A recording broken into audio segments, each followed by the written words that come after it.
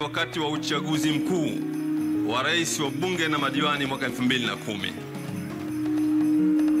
Mkutano ule ambao niliohutubia hapa ulikuwa baada ya maandamano makubwa ambayo tuliyafanya kuanzia viwanja vya Mnazi Mmoja, hatimaye tukamalizia katika viwanja hivi vya Bahresa. Katika mkutano ule wazungumzaji wakuu walikuwa ni wawili. Mzungumzaji wa kwanza alikuwa ni Maalim Ali Basale ambaye ni marehemu, ambaye yeye alielezea wasifu wa wagombea urais na ubunge waliokuwepo wakati ule katika uchaguzi ule wa 2010. Na mzungumzaji wa pili nilikuwa ni mimi, ambaye mimi nilizungumzia science ya uchaguzi ule wa 2010. Matokeo, ndugu zangu, yalivyokuwa ni kwamba katika uchaguzi ule tulichokuwa tunakifanya sisi ilikuwa ni kutoa elimu ya uraia, yani kuwaelimisha wananchi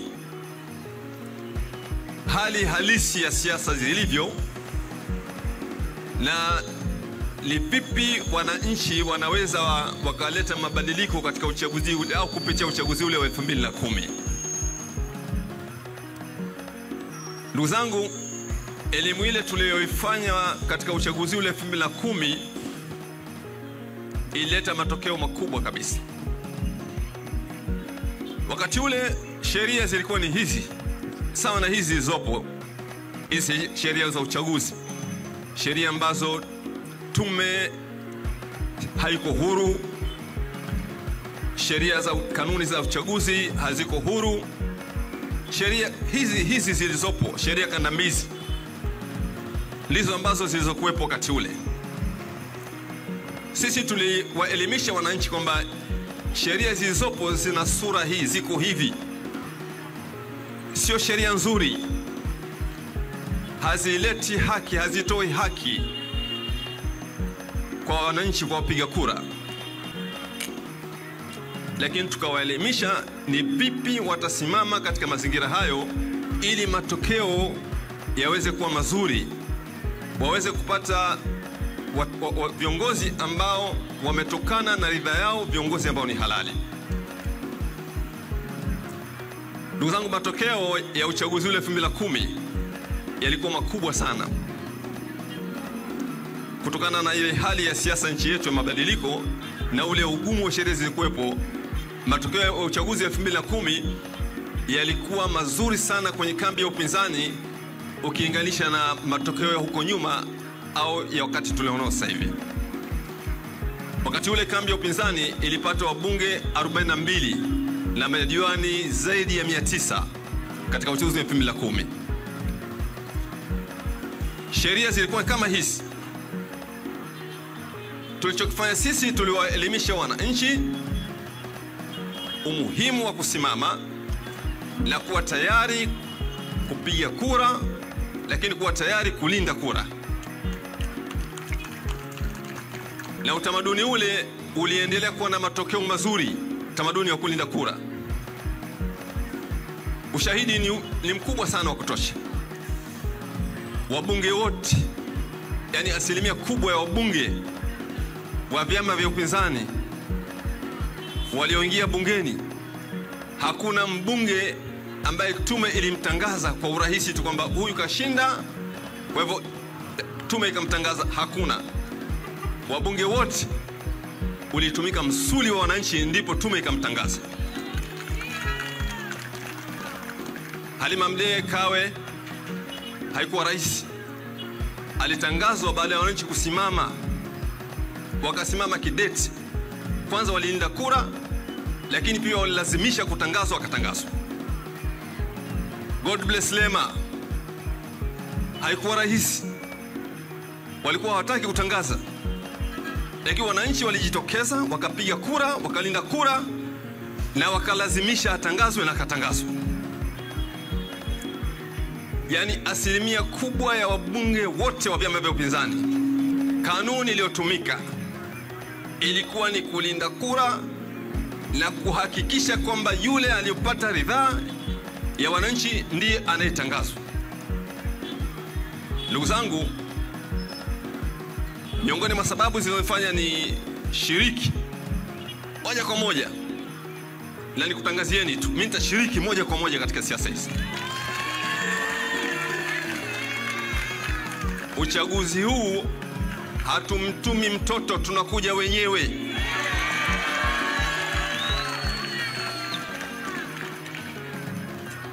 Sisi ni walimu.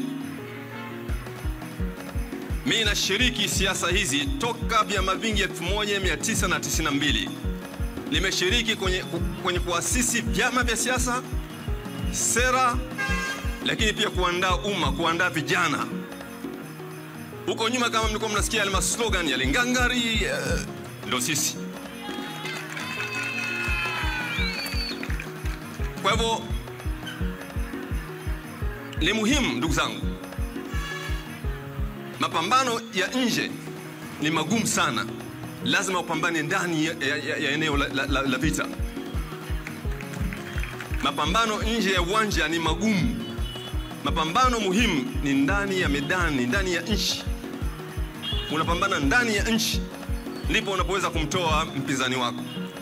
Lakini ukikaa nje, Kenya, huko Uganda, alafu unaendesha mapambano kumtoa mtawala alikuwepo ndani ya nchi, kazi kubwa sana. Lazima mbanane pale pale mlipo, ndipo unapoweza kumtoa madui yako. Ndugu zangu, nimegusia historia ya hapa ili itusaidie kama ushahidi wa kutosha kwamba tunaweza kabisa tukashiriki uchaguzi na uchaguzi huu wa 2025 na tukapata watu ambao wanaweza kwenda kwenye vyombo vya maamuzi, udiwani na ubunge, na ikiwezekana urais pia vile vile. Hili linawezekana kabisa kwa kutumia mbinu zile zile ambazo tumezitumia katika chaguzi za nyuma, katika sheria hizo mbovu. Mbinu zile zile tukizitumia katika sheria hizo mbovu, lazima watatangazwa watu. Wale ambao wanaokwenda pale wanaosimamia wasimamizi, ndugu zetu polisi, wasimamizi wa uchaguzi, wale ni binadamu kama sisi. Tunaelewana? Wao ni binadamu. Ni binadamu kama tulivyo sisi. Inakuwaje ufike mahala ushindwe kuelewana na binadamu wenzako? Mtaelewana tu. Sawa? Kuelewana tutaelewana. Hatuwezi kuelewana. Lugha tutatumia lugha ambazo kueleweka, au sio? Kila mahala kuna lugha yake, ndio mnaelewana. Kwa hivyo tushiriki.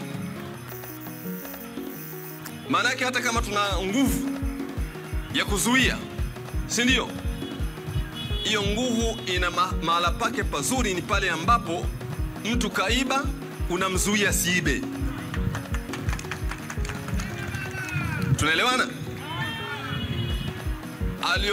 Alioiba uchaguzi, alioiba kura, anataka kutangazwa, unazuia sitangazwe. Tunaelewana? Tutumie nguvu zetu katika maeneo muhimu. Tukifanya hivyo, kwanza tutakuwa tunajenga ujasiri kwa watu wetu wa kupambana juu ya kutetea haki zao, lakini tuna matumaini pia tutakuwa na matokeo mazuri ya uchaguzi. Ndugu zangu, baada ya haya maelezo ya utambulisho wa kile ambacho tulichokifanya 2010 na matokeo, irudi kwenye historia kidogo. Kwa nini sisi viongozi wa dini tunashiriki siasa, na kwa nini labda mimi nimepitia kwenye chama cha ACT Wazalendo? Makamu mwenyekiti ametoa historia. Makamu mwenyekiti ametoa historia hapa ya wazalendo huko nyuma ambao waliishi kwenye serikali ya ukandamizaji ya wakoloni na hatimaye wakasimama mstari wa mbele, wakapambana na hatimaye tukapata uhuru. Historia aliyotaja, kawataja kina Mkwawa, kina Kinjekitile. Hao watu wanatajwa kama watu wazee wa enzi hizo, lakini wale watu walikuwa ni viongozi wa dini. Songea kiongozi wa dini, Mkwawa kiongozi wa dini, na walipambana na serikali ya ukoloni ambayo ilikuwa inakandamiza wananchi.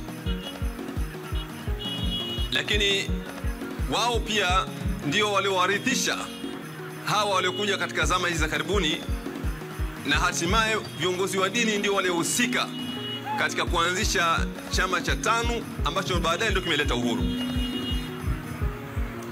Haya tunayozungumza siyazungumzi mimi tu. Haya kayazungumza Mwalimu Julius Kambarage Nyerere alipokuwa anawaaga wazee wa Dar es Salaam wakati anang'atuka kwenye siasa. Mnakumbuka? Si mnakumbuka alipozungumza? Alizungumza kwamba mimi nilikuwa peke yangu mwanasiasa, lakini walionizunguka wote walikuwa ni viongozi wa dini. Wakanipeleka Bagamoyo, wakanifungisha somu. Ilipofika jioni kasikia kichwa kinauma, nikaomba maji, wakanambia subiri kidogo, muda mfupi tu utapata panado. Panado yenyewe ilikuja kwa iftari, alipokula iftari kichwa kikapona. Amezungumza Mwalimu Nyerere. Sasa kwenye miaka ya 63 yalifanyika mageuzi makubwa sana katika siasa. Watawala au viongozi watoa viongozi wa dini kwenye siasa.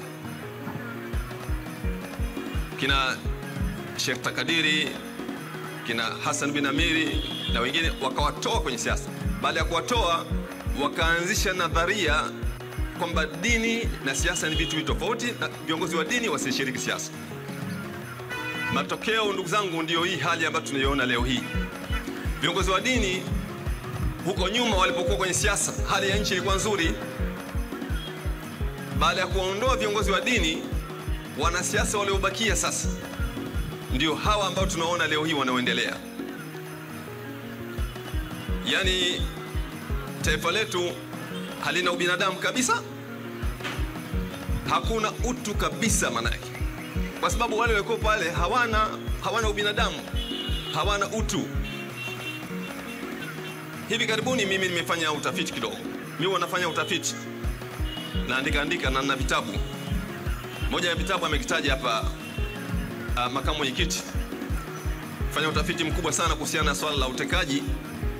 Limekwenda mpaka maeneo ya wananchi waliotekwa. Nimeongea na familia, nimezisaidia na nimeandika, na nikaita mkutano mkubwa katika hoteli ya City Garden. Nikaita idara ya usalama wa taifa, nikaita bunge, nikaita jeshi la polisi, nikaita taasisi zote za haki za binadamu, nikaita vyombo vya habari. Wakaja pale, nikazindua ile report ambayo ina watu zaidi ya 200 wametekwa. Wanafanya utafiti katika majukumu yetu sisi ya kutetea haki za binadamu, ya kuhudumia jamii. Nafanya utafiti mara nyingi.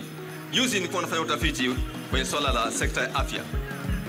Nikaenda nikafanya utafiti kwenye moja ya serikali, kwenye hospitali za serikali. Ndugu zangu, yani hakuna ubinadamu kabisa. Mimi nilifanya utafiti kupima kiwango cha utu katika utawala wetu. Yani kiwango cha utu kimefikia kiwango gani? Eneo ndio ambao kufanya utafiti, eneo la afya, nikaenda kwenye hospitali. Yani kuna unyama kupita maelezo. Yani mtu figo zake zimefeli. Mtu figo zikifeli analazimika kusafishwa damu mara 3 ndo awe hai, vinginevyo anakufa. Sasa angalia fedha anayotozwa akienda hospitali, 180,000 kila akienda. Yani 400,000, 500,000 na 40,000 kwa wiki. Sasa huyu akienda pale hospitali, kama hana hiyo fedha, anaambiwa rudi nyumbani. Mgonjwa wa figo akirudi nyumbani bila kusafisha figo, baada ya siku 2-3 anakufa. Nani katika watu wa kawaida inawezekana akaishi kwa kutoa 540,000 kila wiki? Kuna mtu anamudu hiyo hali? Hiyo ni hospitali ya serikali. Hospitali ya serikali kumtoza mtu matibabu, hilo ni jambo la ajabu, kwa sababu hospitali ya serikali kila unachokiona pale ni kodi. Jengo limejengwa kwa kodi, mashine imenunuliwa kwa kodi, daktari mshahara wake ni kodi, dawa imenunuliwa kwa kodi, kila kitu ni kodi ile ambayo unatoa wananchi. Ndio utaratibu, kwa maana kwamba haiwezekani mimi nijenge hospitali yangu wewe ujenge ya kwako, nijenge shule yangu wewe ujenge ya kwako, nijenge barabara yangu wewe ujenge ya kwako. Utaratibu unakuwa ni kwamba tunakusanya fedha kwa pamoja. Hiyo fedha ndio inaitwa kodi. Serikali inapewa ile fedha kuratibu, ijenge hospitali, ijenge barabara, ijenge shule. Kwa hivyo mimi nikiumwa na kwenda hospitali, siendi kutozwa fedha, kwa sababu nishatoa fedha kwa ajili ya ujenzi wa hospitali. Tunaelewana? Ndio maana ya kodi. Sasa serikali ile hospitali ambayo umetoa kodi wanakutoza.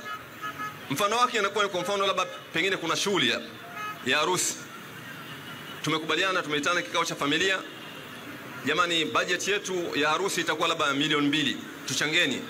Tumechanga kwa ajili ya ubwabwa na vinywaji. Sasa tumeipa kamati.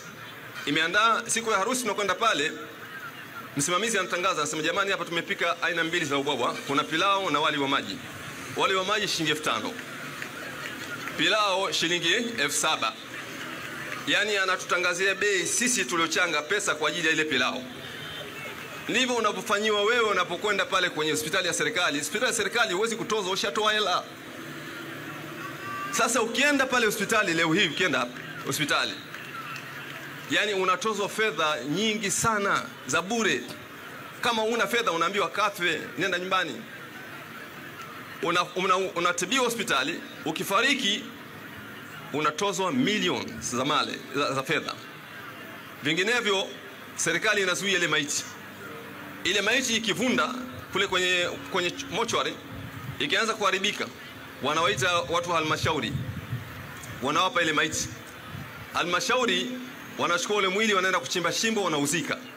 Kama ni Waislamu hapati haki ya kiongozi wa dini shekha kushiriki, ndugu zake hawashiriki, haswaliwi, haoshwi, haveshi swanda, anatupwa. Huyu mtu alikuwa na dini yake na heshima yake, anatupwa kwa sababu hakutoa fedha ambazo serikali inataka. Huu ni unyama.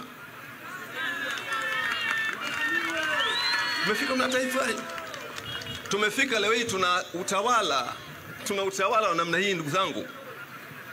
Sasa kama hivi ndivyo ilivyo, kwa nini sisi tuendelee kubakia na utawala huu? Kuna haki yote ya kubakia na utawala huu? Hakuna. Tubadilishe. Tunaelewana? Tubadilishe. Wao ni Watanzania na sisi ni Watanzania. Kila Mtanzania si ana haki ya kuongoza, si ndio? Ndio tunataka tubadilishe. Hawa ndugu zetu, hawa tawala wetu, serikali yetu pofika, ndugu zangu, sisi tunao viongozi wetu tunaofuatilia mambo, ni serikali haina ubinadamu hata kidogo. Hata kidogo. Mtu kauawa, katekwa, mtu anasema mtu mmoja tu. Sasa mtu mmoja tu ndo nini sasa? Ana haki ya kuliwa. Lakini kweli kwamba ni mtu mmoja? Watu wanauawa kila siku, ndugu zangu. Juzi hapo katekwa shekhe kule Zanzibar, Shekhe Haidar. Kafatwa nyumbani kwake, watu wamemchukua magharibi jioni, saa 12 jioni. Baada masaa 5 mtu kakotwa barabarani kafa. Sasa hapa kuna serikali kweli? Nasema kuna serikali? Kama mtu anaweza kuja kanyakuliwa, akachukuliwa, kaenda kawao, kuna serikali? Tuna sababu gani ya kuendelea kubakia na serikali kama hii madarakani? Maana yake sio kwamba Mwenyezi Mungu ndo ametulazimisha kwamba lazima hawa walioko madarakani, Chama cha Mapinduzi kiendelee kutawala. Ingekuwa labda ni kwenye Qur'ani au kwenye Injili, sawa, lakini sio kwenye Injili au kwenye Qur'ani. Alafu watu wanaendelea kutawala, hatuwabadilishi. Hii kanuni hatuwezi kunusurika. Tutapata tabu sana, ndugu yangu. Katika ule utafiti nilikwambieni, ule hospitali, katika utafiti ule nilikwambia na hospitali. Leo hii hospitali kuna wagonjwa ni mahabusu. Yaani kuna mgonjwa katibiwa, anadaiwa labda pengine shilingi milioni 20. Wanadaiwa mpaka milioni 20 watu. Sasa amepona. Ikiwa amepona